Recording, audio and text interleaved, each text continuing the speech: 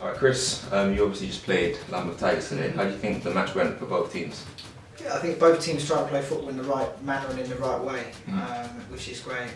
We're not so worried about results as such, but making sure the players play to the philosophy, play to the correct manner. But both sides try to do that, which is good, you know. Excellent, excellent. What would you say is the biggest benefit of playing grassroots teams? What do you guys see from them, and what do your players how do they react to playing against grassroots players? Yeah, our players look at it in a positive light. Yeah. They also fear it a little bit because they understand that if some of these boys do particularly well, they may come into this environment, and also they may feel a little bit threatened by that. Definitely. So from our point of view, it's good to play grassroots sides because it keeps our boys on their toes a little bit. So obviously playing against grassroots teams, there's opportunities for those boys from the grassroots. So what does Reading Football Club in particular look for when looking for a good player or an elite player? Yeah, we will always base it on our criteria, which is, as most clubs would be. How does he deal with the ball? How does he move? What's his spirit like? Does he look like he loves football? Yeah. And we will base it on a variety of criteria.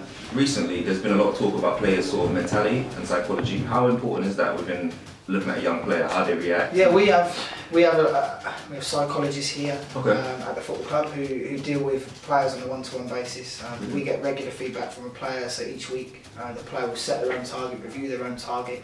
So it gives us an insight of where they feel they're at, but also from a psychological point, it does play a big part in their football.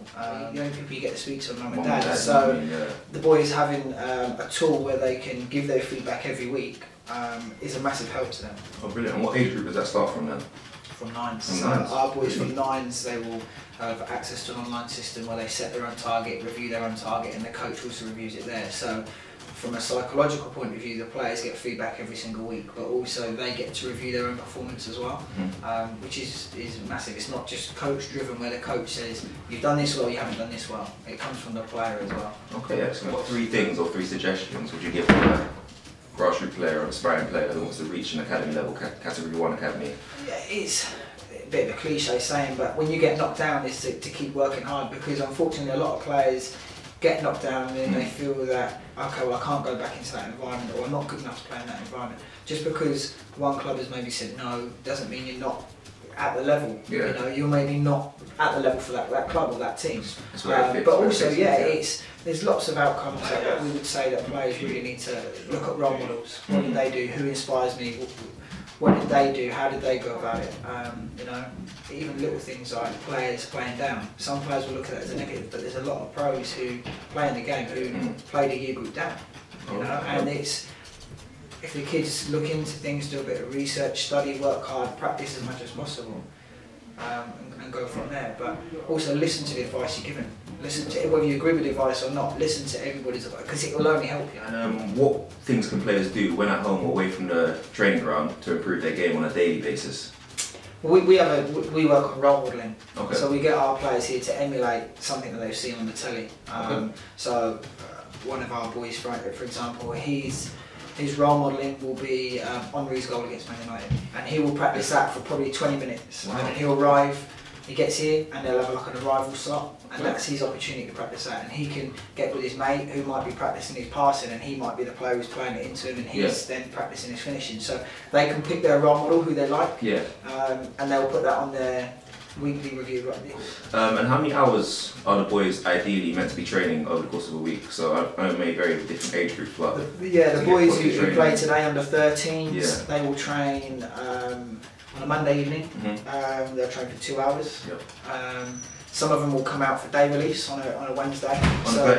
Under 13, so they may have 4 hours worth of training there and education here with us.